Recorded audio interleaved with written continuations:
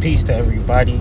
Chakra Nova is available for pre-orders. The link will be in my bio to purchase it. Now, the reason why I'm pressing getting a pre-order is because you get the workbook for free, and you also get it before everybody else.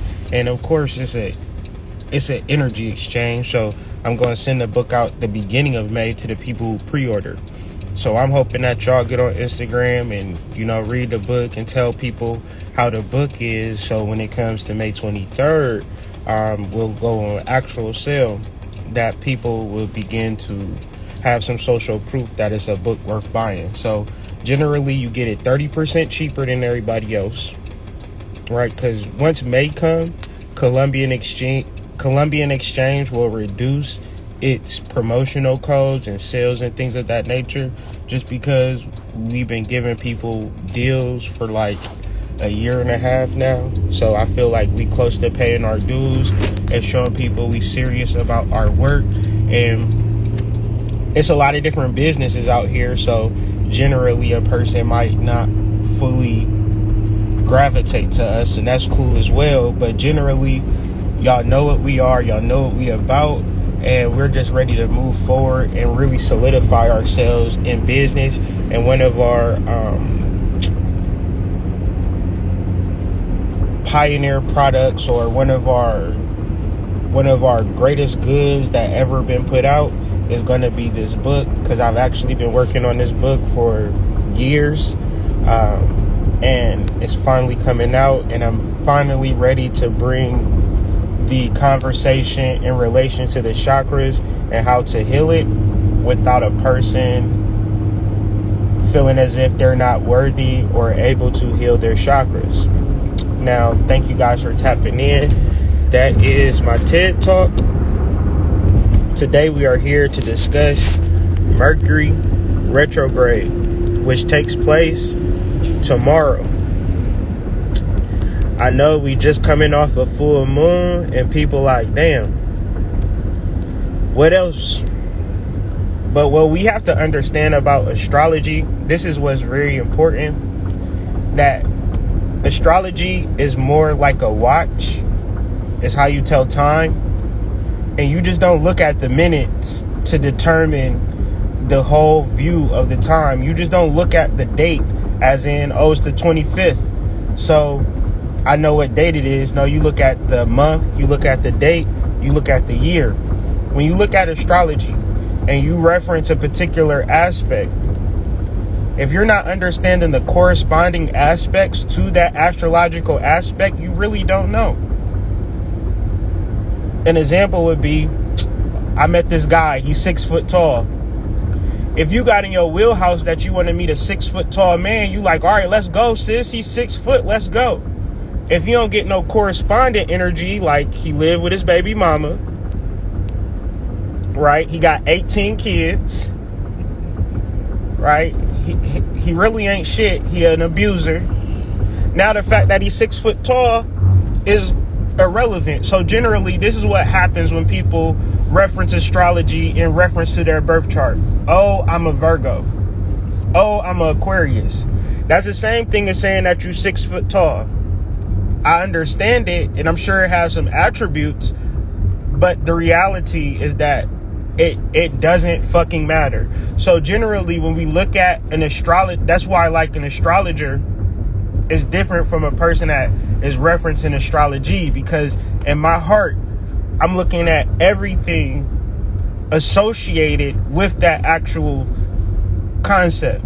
So generally, another thing about astrology is that when you look at a placement or you look at an aspect or something that's happening, there are other corresponding energies that make that aspect different. So generally, you look at a sun sign, but then you look at the Pluto sign, because the Pluto sign affects the sun sign drastically, right? Because sun in Virgo is just a normal everyday experience. Now, when you get into how does this person transform, that's way more important than the initial sun sign, because once you activate your Plutonian energy, then the attributes of that initial sun sign no longer exist.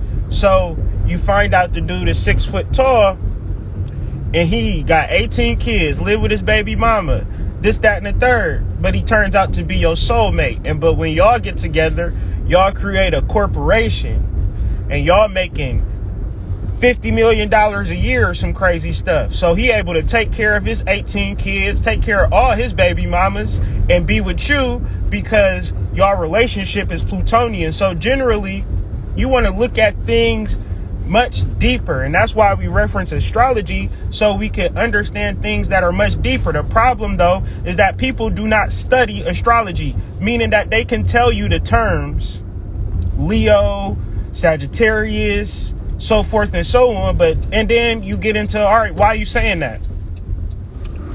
Then you get to deal with the complexity of the reality. So generally, when you're young and you're dealing with people, you looking at the surface, right? You like, damn, that person look good as hell. Let me have sex with him, or let me have sex with her. I like the way that this person make me feel. Let me plan a future.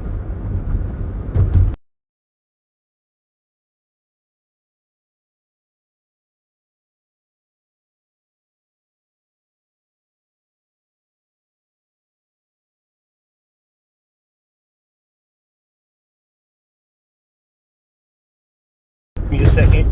The complex nature of astrology and how it relates to them.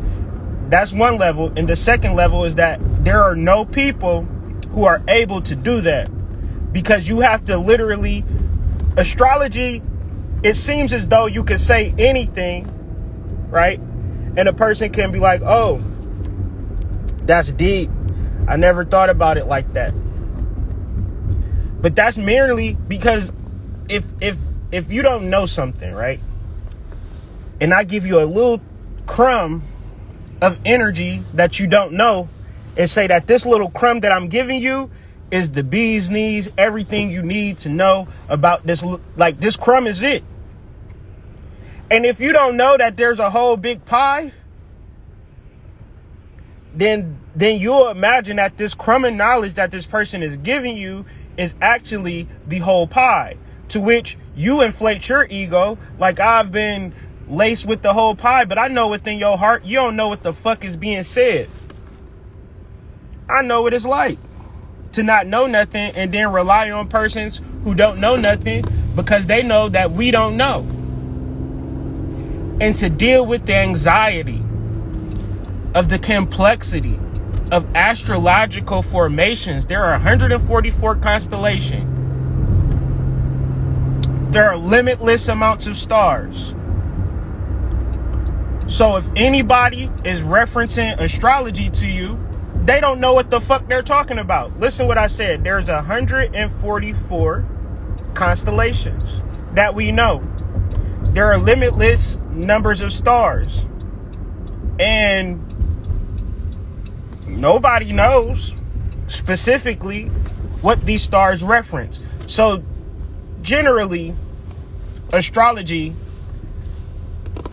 without psychological understanding, becomes a waste of time. Astrology is not for humans. Humans get into astrology because they're just looking for shit to get into. But astrology is for souls. Astrology is for knowers. And the deeper part of knowing is found in laughter. It's found in Mercury. So Mercury is a planet, but it's actually an element too. And in understanding Mercury, you then begin to transcend into astrology. By understanding the sun, you begin to understand astrology. By understanding the moon, you begin to understand astrology. So, sun, moon, Mercury is about as good as we can get for understanding astrology. That is why full moons are powerful. That is why when the sun rises and sets, that is powerful. That is why Mercury retrogrades are powerful, because Mercury is a planet, but it's also an element that we could deal with and in tune with at all times. And when you think about Mercury, you also think about temperature, right? Because that's the element that is within thermometers that tell us what temperature it is, right? And Mercury is just rising. It's not literally telling you the temperature. They're just like these little marks that we begin to correlate. Okay, if it rises this high, it must be 50 degrees. If it rises this high, it must be 75 degrees. So that means that Mercury is intuitive. It peeps the surroundings, and then it either rises or falls. But Mercury is liquid, but Mercury can harden and become more like cement. Meaning that it can be liquid and it can also be earth. So since we don't have a reference for what I just said, I have to give you an analogy immediately. Because I said that Mercury is liquid in its formation, and because it's a lot of humans that will act like, oh, I know what the fuck you talking about, hood. No, you don't. Because the reality is we only know comedians. We only know jokes. So what is a joke? A joke is some real ass shit that make you laugh. However, if it wasn't worded and put in a particular type of way, you could easily be offended, you could easily be mad, you could easily cry.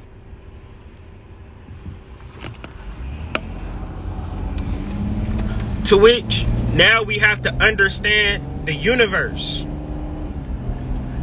Because y'all understand humanity, but understanding humanity is like an ant understanding the ant world. And then come to find out tomorrow,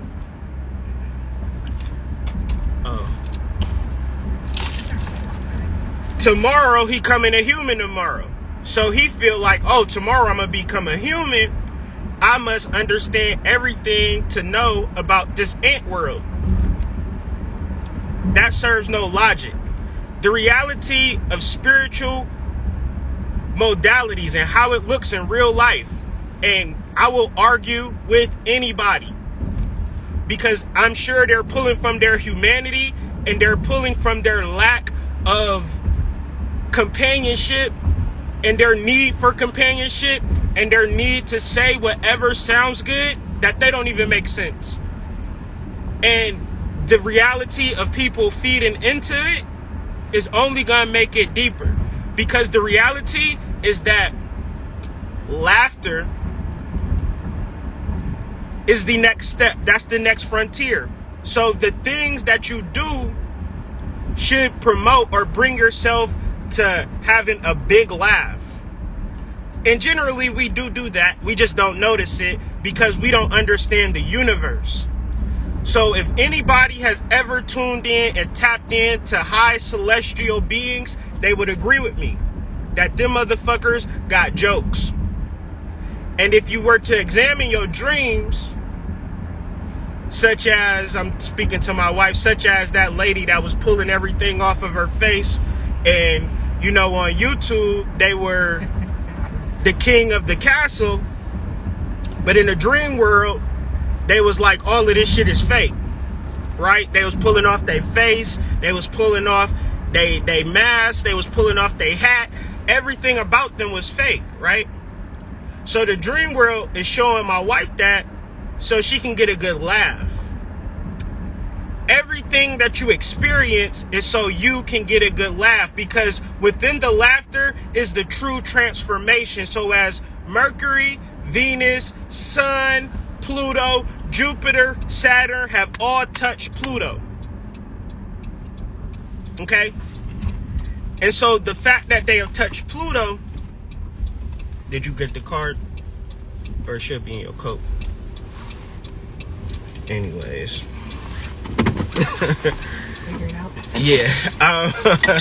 So if all of these planets have touched Pluto, then you could understand that all of these planets have touched the ability to transform themselves. So how do you truly transform yourself? How do you know you transformed yourself outside of rigmarole mumbo jumbo? You're able to laugh about everything. I mean, everything gives you this deep guttural laugh, like all of this shit is a joke. To which, if you're not there yet, you're still in humanity. And that's perfectly fine. I guess it's some value in the ant world. That's why it exists. But when you transcend to a higher world, there's nothing but laughs.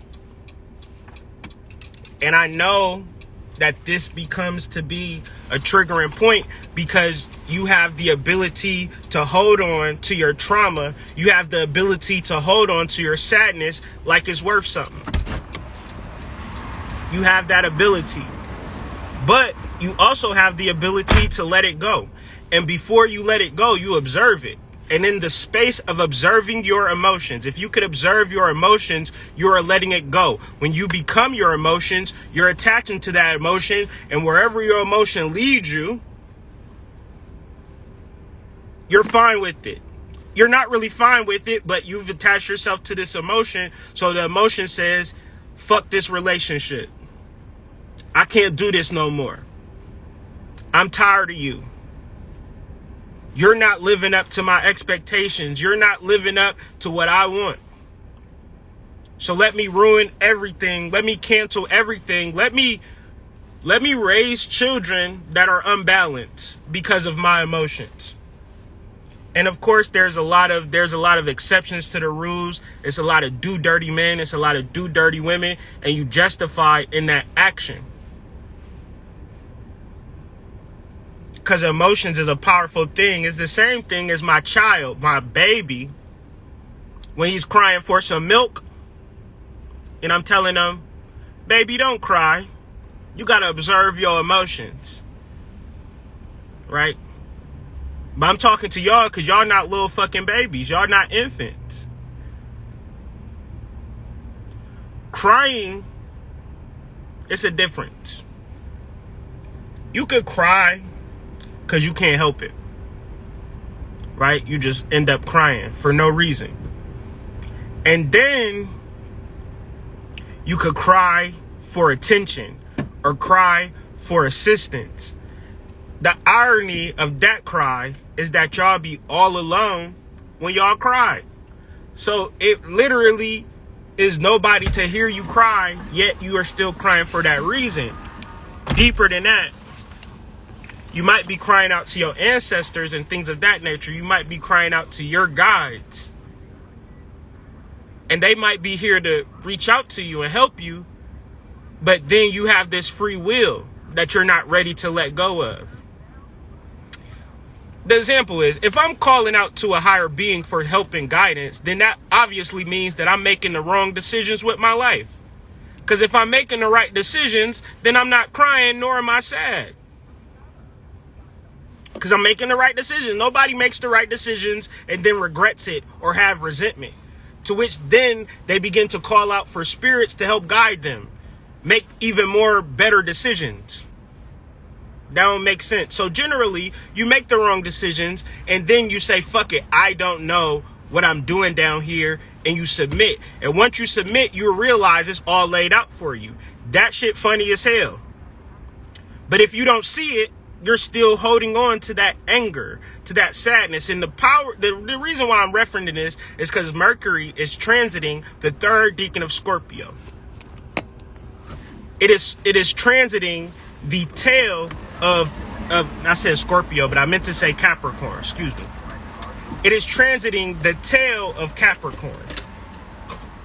And the tail of Capricorn is Piscean in nature. It's emotional in nature. Why? Because our emotions in the space of purpose is extremely powerful. It's extremely powerful. So this Mercury retrograde is in you finding your power.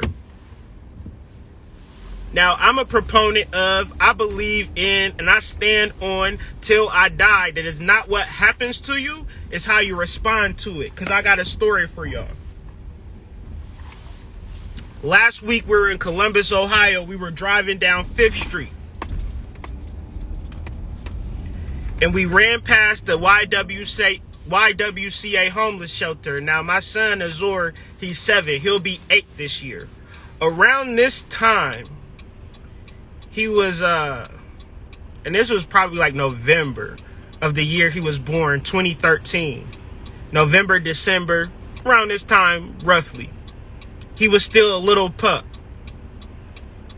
It was cold. And we had living arrangements with my aunt. But my aunt decided she was going to make the environment unhealthy for my newborn. And I had the choice. Stay with my aunt, and she was going to allow like her house to turn into a trap house. Mind you, I done paid rent and bills and kind of solidified that we was going to be staying here till we got on our feet or whatever. And I could have stayed there with my newborn as the house turned into a trap house. Or I decided me, my newborn, and my girl at the time that we were going to go to a homeless shelter. I was fucking ready. Because up until that time, I was attached to my family and, you know, their judgments and things of that nature, and seeking help and seeking guidance and all of that. Because I really felt that I needed my family out here to hold me down, you feel me? But my family ended up holding me down quite literally, and I decided, hey, we up out of here, we going to the homeless shelter. And we didn't have no vehicle, it was cold, and we couldn't just like chill in the homeless shelter all day. So when the sun rose, we was up and out it. But I had a different mentality. Even though I realized the situation was fucked up, I knew in my heart that I ain't do nothing wrong. And there was an actual fact or a reality that I was supposed to be homeless. Because, you know, at this point, I was 31 years old. And so that whole entire time I had feared being homeless. So this whole time I had no kids and I was feared being homeless. I would do any and everything to not be homeless. But I ended up being homeless anyway. So I'm just like, oh, this must be how I bring things into my life, through fear. So immediately I began to change my vibration and frequency to that of laughter. And I was actually reading the Psychonaut and all of that. I was transforming my mind into divinity because I had to. I was at my lowest of lows. I couldn't have got no lower. So the reality is that the only thing that I could do is transcend higher. But the reason that I am the way that I am, the reason that I say there is nothing to cry about, because I could go on and on and on with heartbreaking story after heartbreaking story after heartbreaking story. But most people don't hear my heartbreak because that shit funny as fuck. And if I was to tell it to you, you would be like, damn, are you insensitive? No, I get it.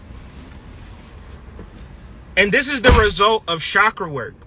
Because chakra work in the sacral chakra, it helps you deal with your emotions and your emotional body in a way that you are observant. So if you do not activate your sacral chakra from an emotional body point of view, you feel as though your emotional response is right.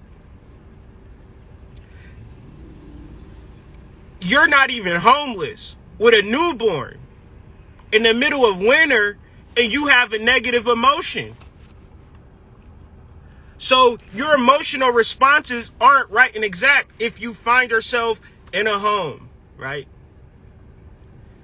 With the ability to create, the ability to grow, the ability to know, the ability to do all of this fly shit, and you sitting here sad.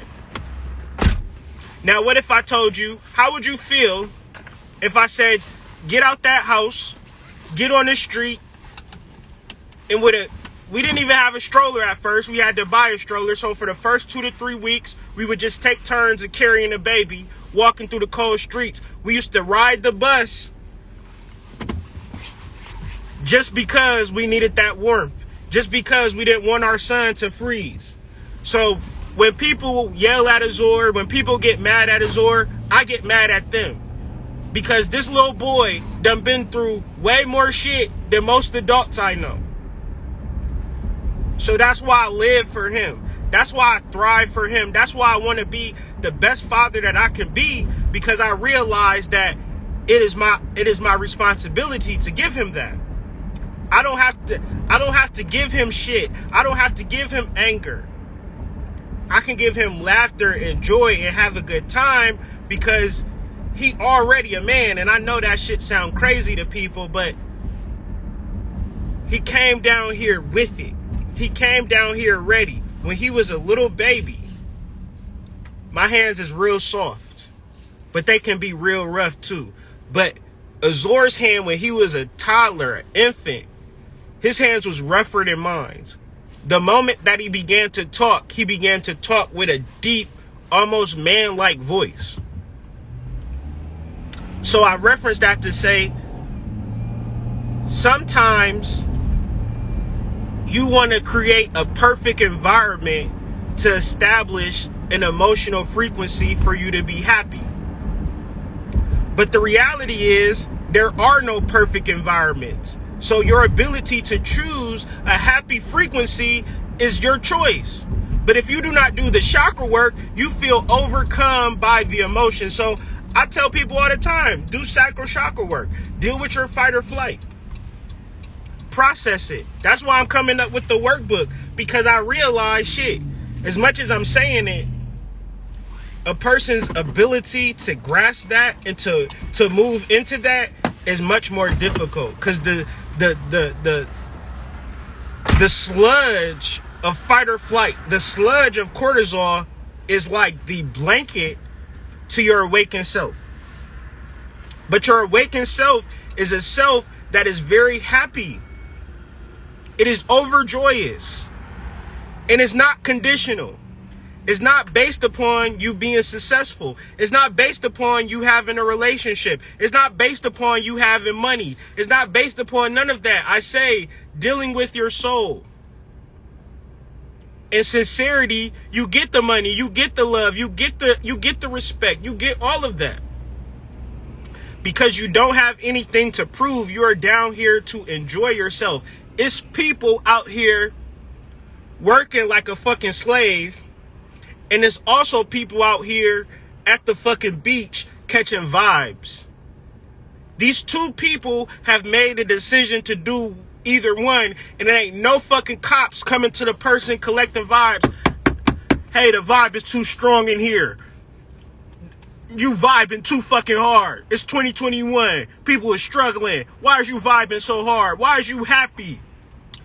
They're not getting... See, we have the choice to feel how we want to feel. So this is what comes into our relationships. This is how you understand Capricorn. This is how you understand power. Capricorn is a chimera. It is a goat, and it is also a fish. So when you understand it, it's two different animals merged together. You have a masculine animal and you have a feminine animal by nature. And when those energies come together, you can't differentiate. You don't say the Capricorn is a fish and a goat. You just say Capricorn. So when you reference your relationships and the merging and melding of it, and dealing with power,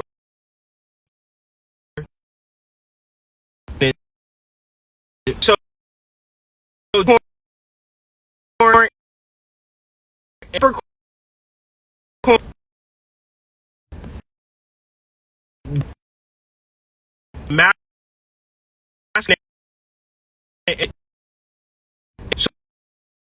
so what is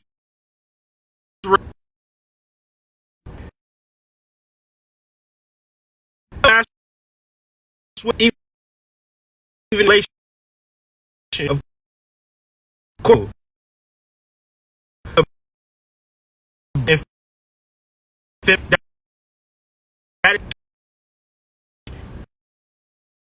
like it had it's a word, but to that here it are open up your pipe or ocean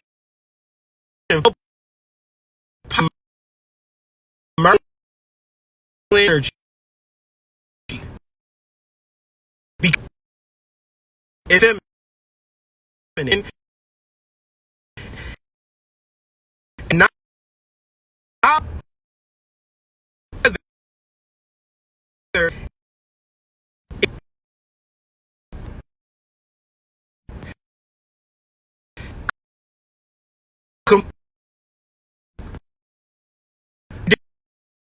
in a you can't buffer Island or women who are watching them and want to drink this thing group must spend so the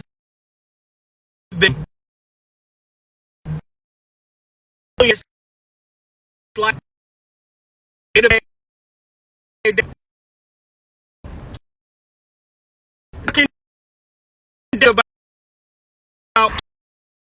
so you make two inch shit a lot of it now many I know to the I'm okay but with it right the and no man kid and you the I may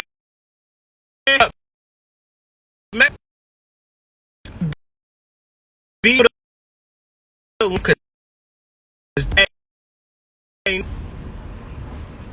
I'm just ready to go now.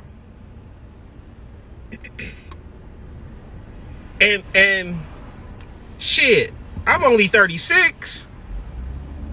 Some people live to 70, 80 years old. So that means I ain't even halfway done. So I could choose at 36, I don't need nobody. I'm gonna do this shit by myself. And it might work for me, but the longer that I go in that mentality, the harder it becomes. So generally, why would you make that decision? Because you can't handle your emotions. And if you cannot handle your emotions, the reason why we can't handle our emotions because we don't know what our emotions are, what we cleared away for. So generally we clear away our emotions and we're just like in meditative zen and a zero balance. See, the opposite of crying is laughter. Into which I can understand a person that's lying to me. I can understand a person that's not real with me because they're not experiencing a guttural laughing experience. Because that's the space that I am. And all the time. I'm a jokester. I'm a kidder. I like to play. I like to laugh. Right? But that's mercurial in nature. Because Mercury is a trickster. Mercury likes to laugh. One day it's 30 degrees. The next day is 70. What in the hell, Mercury? You playing games. But Mercury's nature is not is not that of reliability. So if you're looking for something reliable, a man that's reliable, a woman that's reliable, the moment that they're unreliable, you're gonna lose your fucking shit. You're gonna go crazy because you believed in a lie. So in order to understand laughter, it's centered in truth. So if I say a joke and if it's just a completely left field, it ain't resonating, you're gonna be like, that joke ain't funny. Well, why is that joke not funny? Because it's not true. If I say some real ass shit and then have a joke afterwards, or I position it in a jokingly way, you're gonna crack the fuck up. But that same time, it's a comedy show going on right now somewhere in the world. They are laughing at fucked up shit that a person who is experiencing it, a person who is attached to it, would get real mad that you laughing at the fact that they weigh 300 pounds or some shit. Right? People would kick off on some fat people, right? Fat people, ha ha ha ha ha ha, ha, right? Funny, funny, funny. Fuck around and be fat. That shit ain't funny no more, because now you are attached to being fat. However, there are fat people who will talk about how fat they are, and you will look at them like, what the fuck? You're fat as fuck and you're talking about somebody's fat. But maybe they're not attached to the fact of their fatness. See, as soon as you let go, everything is funny. The moment that you attach to some shit, it ain't funny no more. But it's a choice. It's not demonstrative. It is not, we're not pontificating right here. And I'm not even giving you no advice. I'm bicking back being bull at this particular moment. I'm just chilling, bro. I talk about this shit in my sleep. Like literally talk about this shit in my sleep. I think about this shit. I process this shit. And generally I know that people gonna listen to me and be inspired or upset. The people who are upset by me are the people that are lying to y'all wholesale. Cause I could lie to you. You know how easy it is for me to lie about astrology? Let's talk about Western astrology. All I have to do is reference Western astrology and I'm lying to you. Because in my heart, it's wrong to reference astrology. Just as the same time as 12:21, you ask me what time it is and I tell you it's 1 o'clock. I'm a liar. Because the time is 12:21, it ain't fucking 1. I fucking study astrology. And I'm not saying it to brag. I'm saying that's my shit. So I can tell you who's a liar and who's going to tell you the truth. So generally, if you're a person who is observing, say for instance, you cook fucking French fries. You cook French fries at McDonald's. All you do is cook French fries. You don't know shit else but the French fries. I mean, the moment that you drop a fucking order and it's chicken wings, guess who's gonna know? Hey man, that ain't fries, them is chicken wings. We not giving the people what they ordered. So,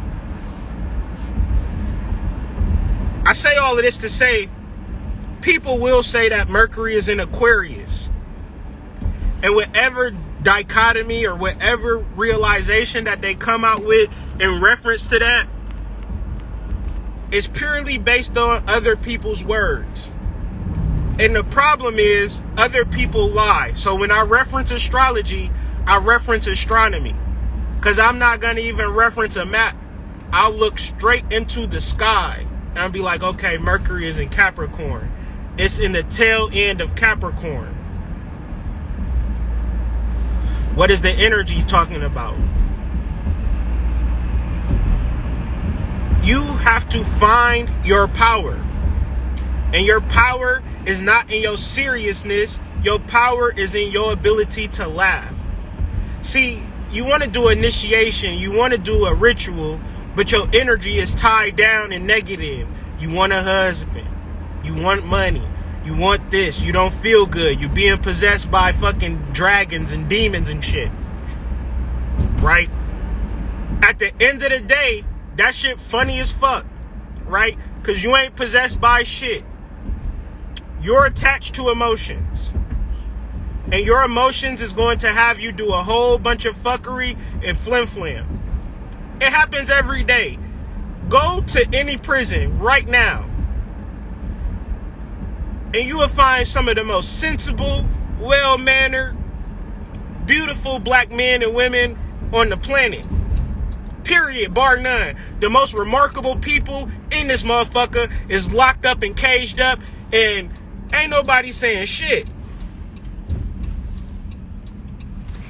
I mean, they literally will lock up a person, and you will go to fucking Smoothie King or Burger King and get a number 4, go to the crib and be like, shit, they shouldn't have been that fuck. They shouldn't have done that. There's a lot of people who ain't done shit to be in jail. But they can lock a motherfucker up. Literally lock you up for years. And millions of people won't riot. Why would I say we need to riot? Because if they can lock somebody else up, that means they can lock your ass up. They can lock your ass up, and y'all niggas don't give a fuck. Y'all don't care about shit but your own personal self. And then y'all want to cry when your ass didn't even get fucking locked up. Your ass didn't go to jail. Your ass didn't get separated from your mom and dad and your kids and your wife and your significant others. Your ass still at the crib, bicking back being bull, and you can't laugh about this shit.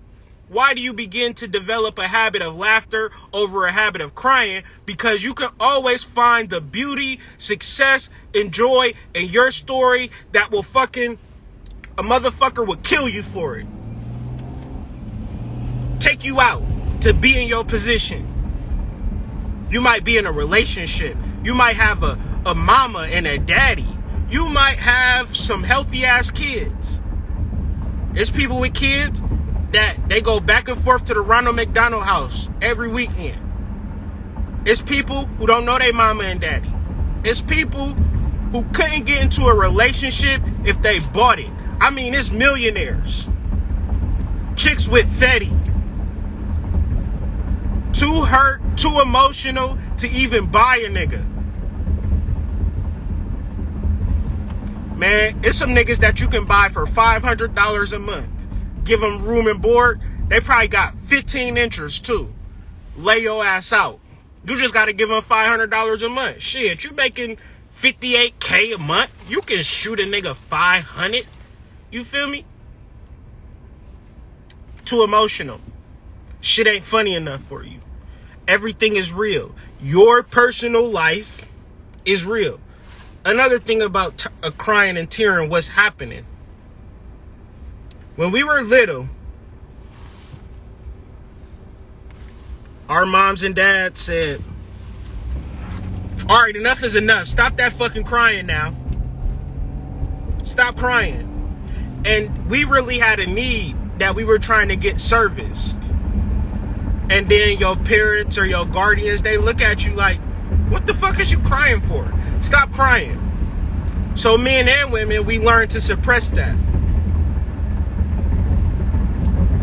Generally, what needs to happen is that you cry that shit out of your system.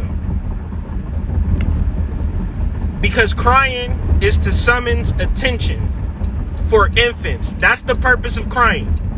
You come into this world with the inability to speak. Do you know how fucking traumatic that is?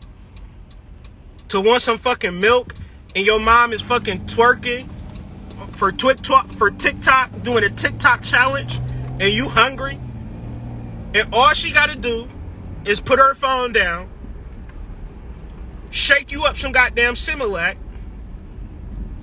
but she not, cause she gotta get this challenge off, she gotta get this TikTok off, whatever she gotta do, right?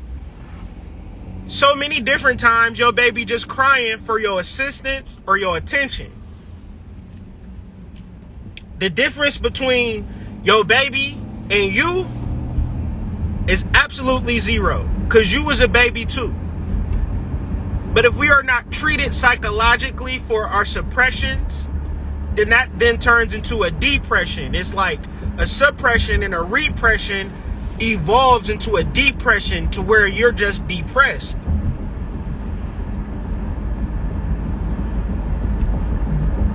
The solution is to release that. So, of course, cry. I mean, cry. Get it all out till it ain't there no more. And then, in order to find laughter, in order to find joy. Because generally, I'll tell you something about a man. A man don't really want much, right? A man wants his wife to be happy. So, we do a lot. And we will continue to do a lot. But we need the women in our lives, the women that we love, to understand that we can learn to let go of our emotions. And men, we can become a little bit more cognizant of a woman's emotional cycle. Because I'm saying all of this to say, it's pretty cool to fucking have a woman that look good and have a man that have a lot of money and all of these existential things.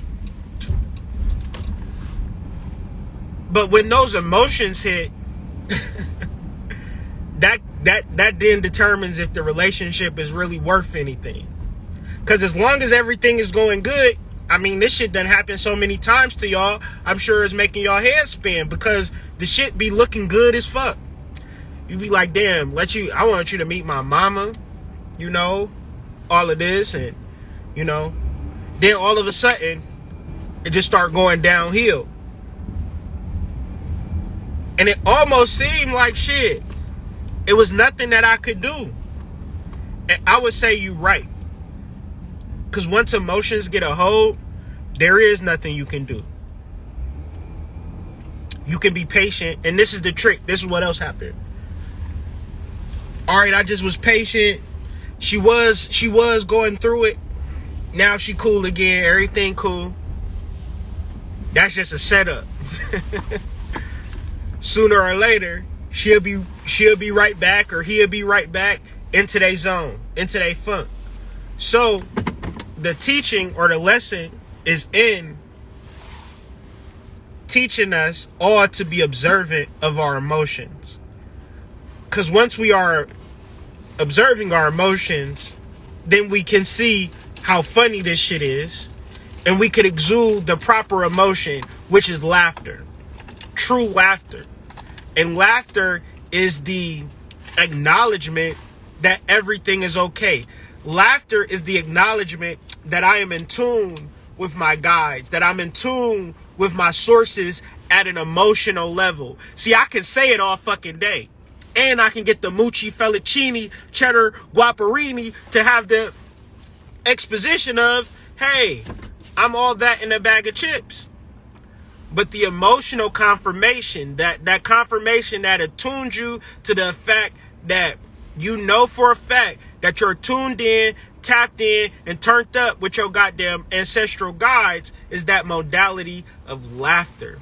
And as you go through this 3-week period, be an observer. And as you observe, you will find little opportunities. You will find little knickknacks and paddywhacks to give you to a point of finding your power. But you stay in that power. Maybe, see, people then look to me. I know a lot of people do this. They look to me and they be like, man, that nigga just be talking and he be doing this and doing that. I could do what he do. Oh, he doing a class. Let me put a class together. I've been wanting to do this shit my whole entire life. I ain't looked to nobody to decide, hey, I want to be a teacher. I wanted to be a teacher when I was a baby. I didn't even know school existed. Like, all of these things, I'm referencing myself and my source. You can help me. We can expand. We can grow into something amazing. But the general consensus is, let's copy. And I say all of that to say, you don't gotta be deep. You don't gotta teach astrology. You don't gotta fucking even lecture. You don't even gotta be smart. You can have a fucking dance off. You can fucking be a twerker. You can fucking do the whole hula hoop. You can have a fucking... My wife yesterday did the after hours or the happy... The after hours is coming up later. You feel me? But she did the after hour... Or I keep... after hour vibe. She did the happy hour. And we was talking about it. I'm like, man, it really don't matter. As long as you ain't trying to be deep. As long as you just trying to have fun and catch a vibe. That's all that matters. Because this work that I'm doing is very deep into my soul. And maybe this work is what you need to do deep in your soul, and you vibrating with me and things like that. Well, we gonna have to work together then. That's how I feel about it. But generally, you might feel like, oh, I want to do this on my own. That's cool too. Your ass will be back. They always do. But generally, man, let's just talk about some Vishnu energy. So Vishnu is the preserver. Vishnu is the balancer of hard times. And so Mercury and Vishnu rules over this deacon of Capricorn. There's Shiva and there's Brahma. Shiva is all consciousness or consciousness. Brahma is the creator. Vishnu is the preserver. Because consciousness and creation, y'all can actually create some faulty shit. So Vishnu comes in during this metro. I think I like that better. Mercury Retrograde. Mercury Retrograde. Put it together, you get Metrograde. When those energies come together, you have the ability to tap into your power. Understanding your power is very selective to you. So if you see me talking about astrology and you reference it to be your power, you may be right. But I'm saying that you're wrong. You may be right, but I'm just saying that you're wrong. I'm sure that your power is in something else. Unless your power is in astrology and you're a world-renowned astrologer and you know everything there is to know about astrology, hit my line and you tell me why I need to study Western astrology. Where I'm fucking up with sidereal. Because I've never heard nobody say, hey, sidereal astrology is wrong. I have heard leaders say, well, in the space of not confusing people, let's just deal with Western astrology. And I get that. But that's like, I mean, I'm not here to lie to y'all or to give you false information in the space of me imagining what you ready for, what you not ready for. The reality is, if you're not ready for sidereal astrology, then you're just not ready for sidereal astrology. That's cool. But Vishnu is here to balance. And why am I referencing this?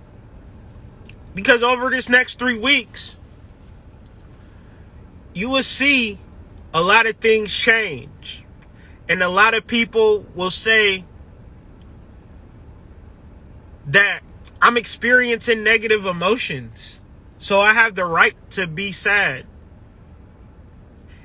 And I would say that the balance of power is taking place, and this shit funny as hell to me. Shit, it could be me. I could struggle, and I could be going through a tumultuous time over this 3 weeks. But my mentality is that to laugh through it all.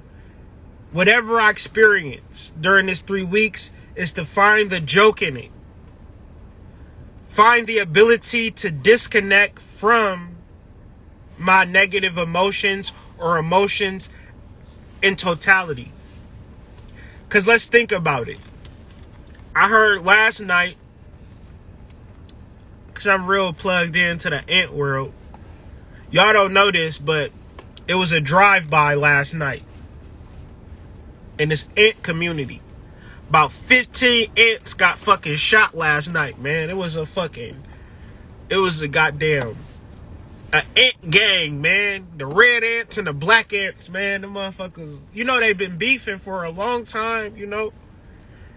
And last night it was a goddamn drive-by, man. And some ants, they done got took out, man. So now we got to do the burial plan and stuff like that, man. Trying to get over it, but it's tough, man, because I developed a real close relationship with this red ant. And I was just, you know, I was thinking that was going to be my baby mama or something, you know. That sounds crazy. But then again, y'all will hear some shit on the news, and it's the same. Y'all don't be knowing these celebrities from a can of paint. Y'all can't just pull up on these celebrities, and y'all don't know if these stories is true or false. To which you would just emotionally hear something and be sad.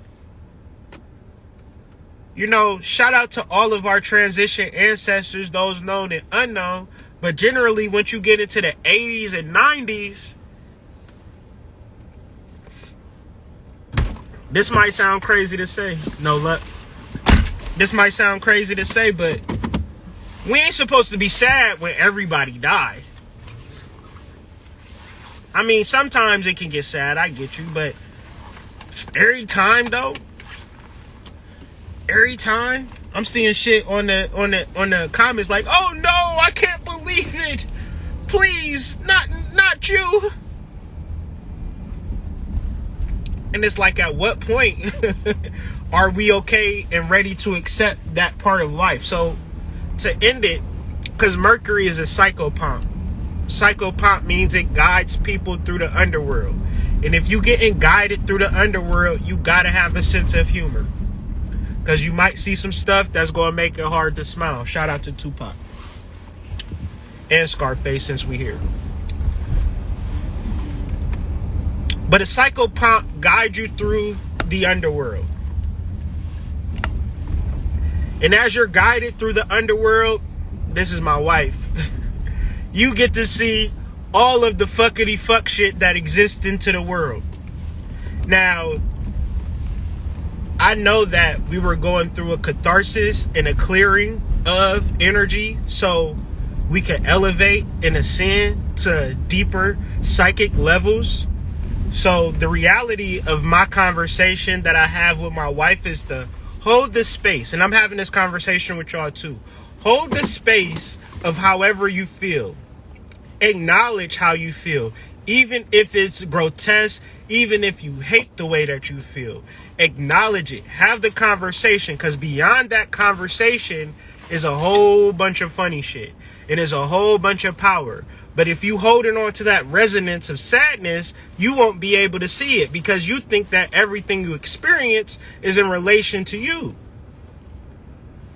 But everything you experience is in relation to you, but then in relation to everybody else. And what you will see is that your ability to guide and your ability to help people is because you have that clarity.